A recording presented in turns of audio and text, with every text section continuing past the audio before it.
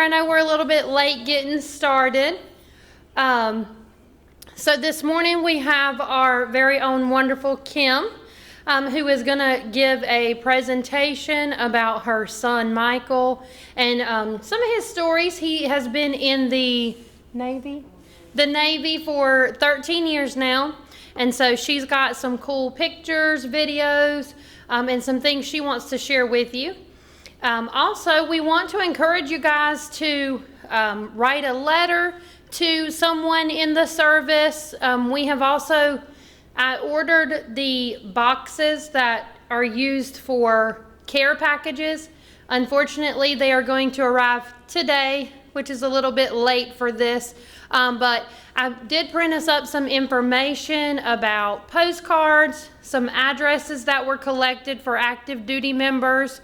And then I have also ordered us these boxes. So if you're interested in creating a care package, I have the instructions for you. See me, they'll be here in my office tomorrow. So now I'm going to turn it over to Miss Kim as she presents a sailor story.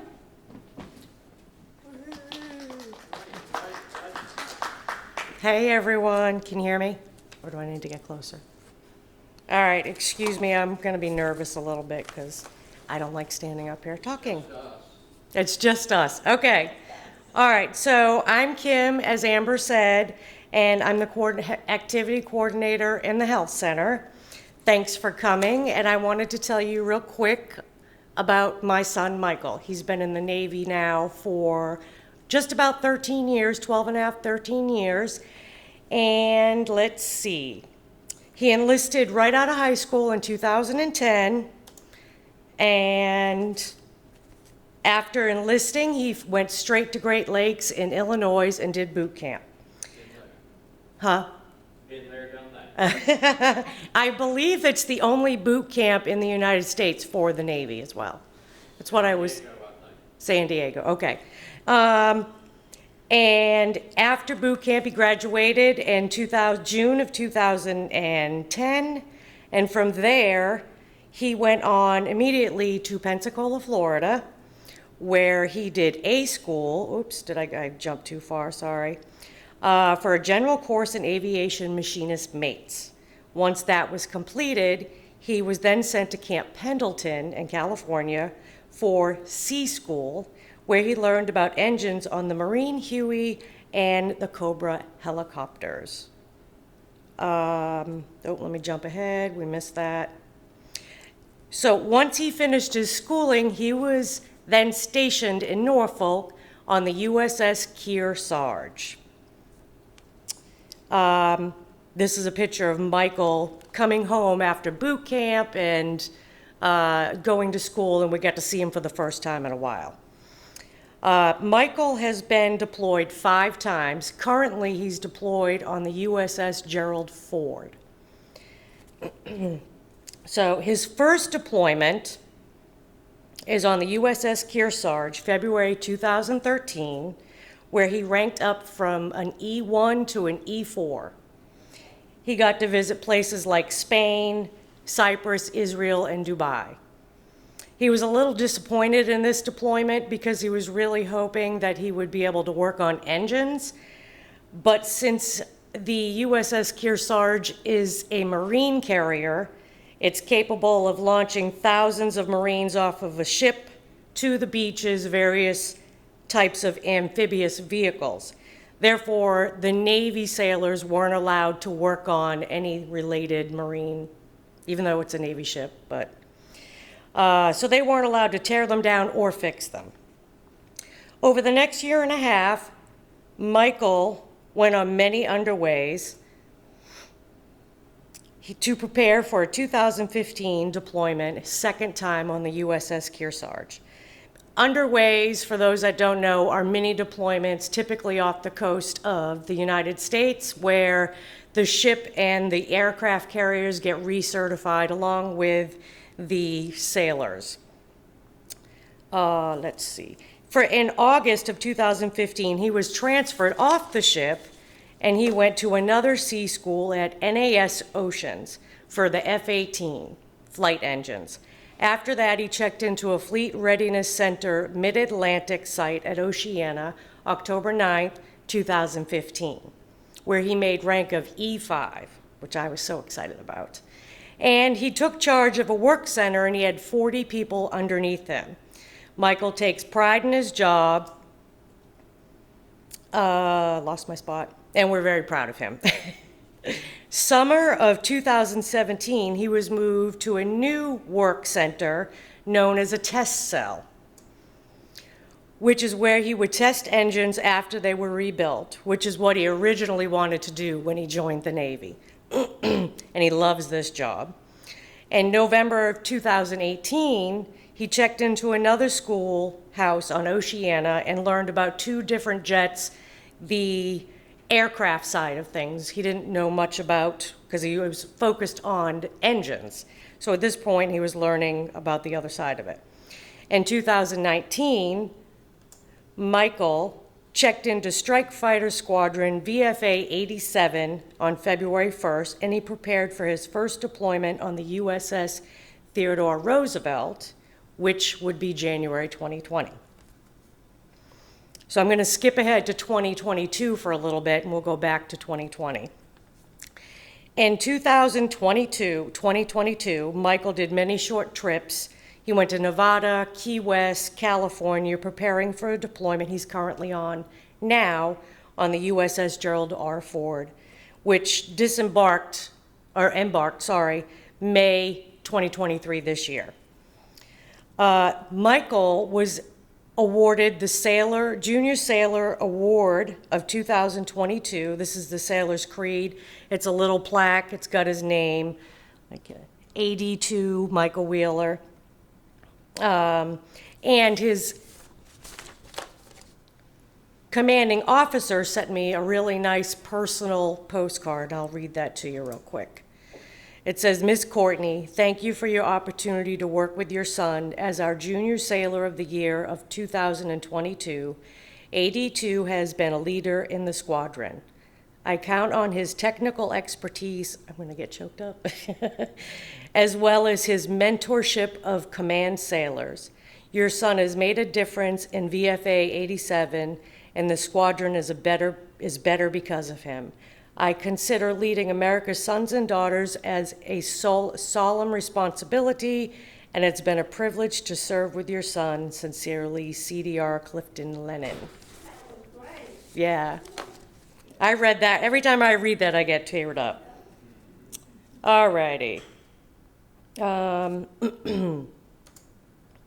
This is Michael giving a pilot the thumbs up before it takes off. And these are just some fun pictures.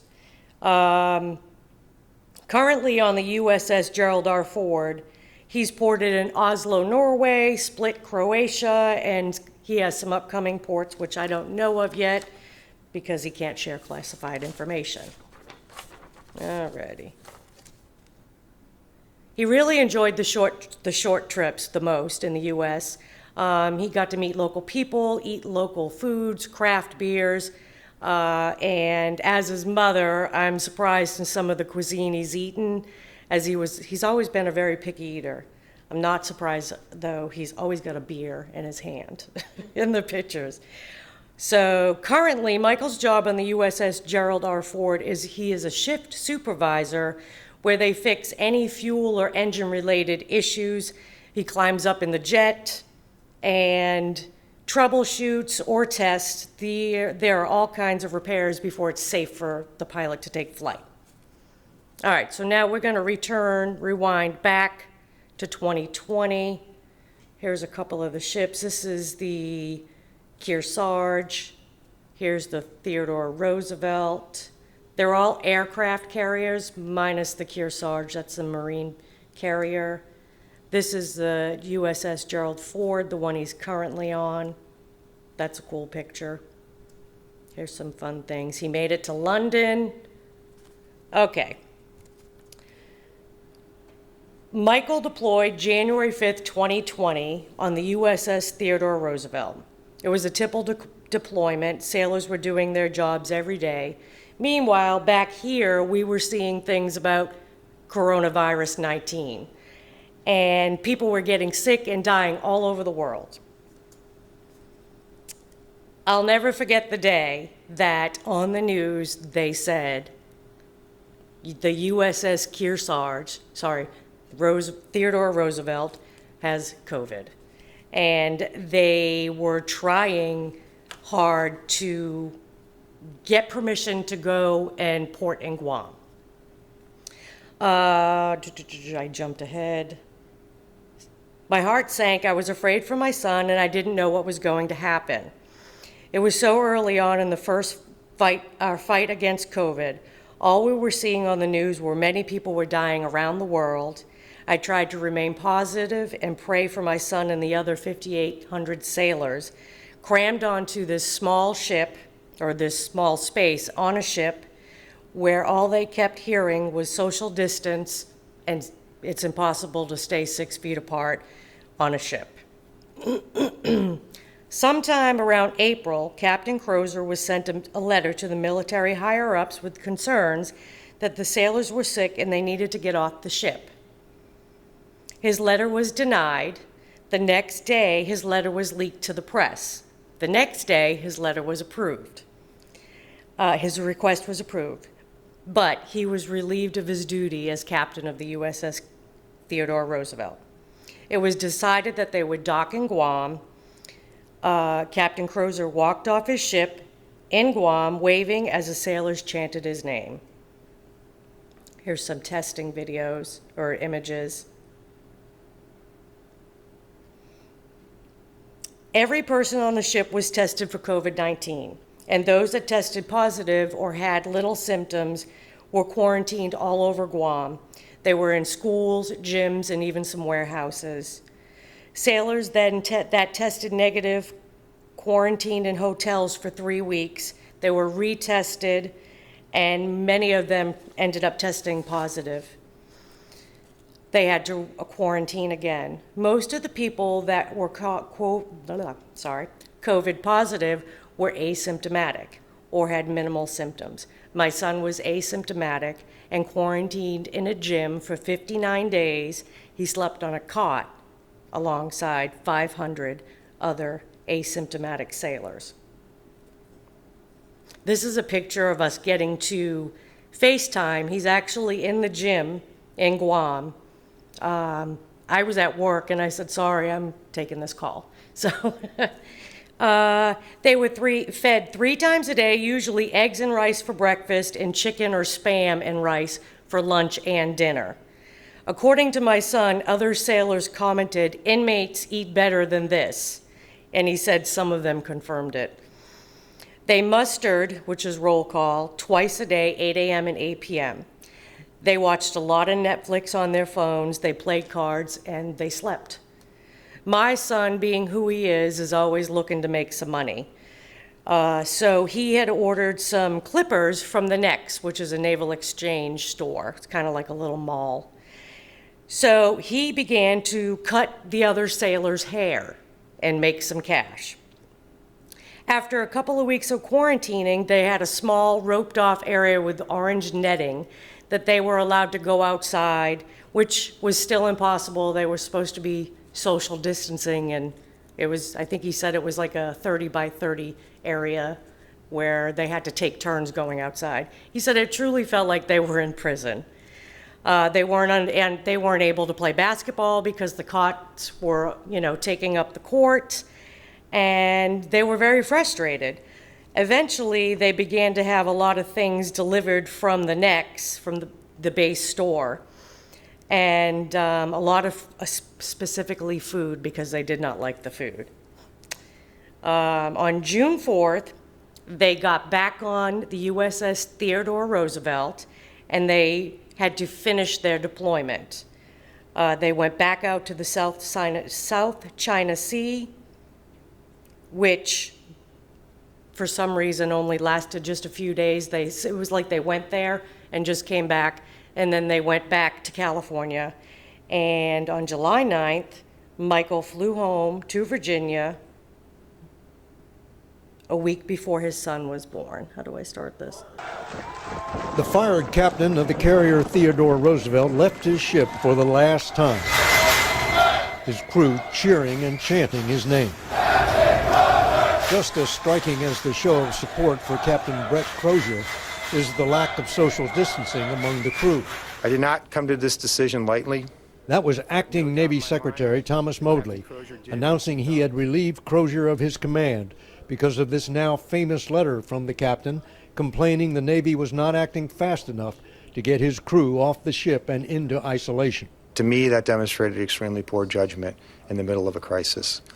Because what it's done, it's created a firestorm. While the crew of 4,800 continues to be tested and put into quarantine, the Navy has begun an investigation into the actions of the best-known carrier commander in the world. One online petition calling him a hero already has more than 100,000 signatures. David Martin, CBS News. So that was pretty powerful, watching that, knowing that my son was now, I know you couldn't hear it very well, sorry, was now over in Guam, stuck in a gym. Meanwhile, the captain was being kicked off the ship, to see all those sailors chanting him on. This is before they were all, I'm pretty sure it's right before the sailors got off the ship as well and started to quarantine in different places. Oh, wrong one. Right now he is in Croatia, and this is him returning home after COVID, July 2022. Who's that coming towards us? Daddy. Is that Daddy? Aww. Love you guys. That all tears me up. That was my grandson, Jackson. This is me and my 3 daughters and my son in the middle. Yeah, that is Murph. That's my daughter, Riley's dog. He's so cute. All right, and here we go. Cool video.